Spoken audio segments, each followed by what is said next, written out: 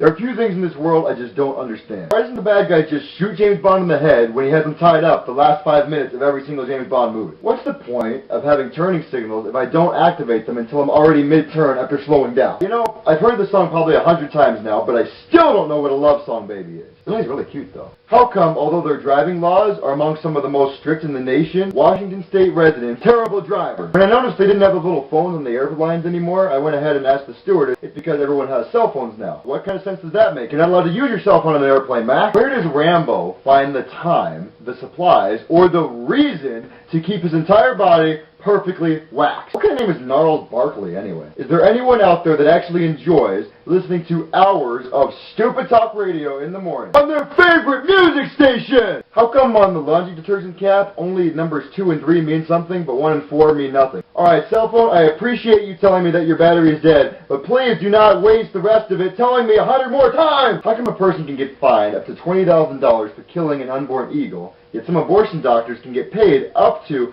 $20,000 for killing an unborn child? Don't you just hate it when there's something you're loading on a computer and you really want it and it takes 2 hours and then it waits until the very end to tell you it won't work? Is anybody else familiar with that Avril Lavigne song?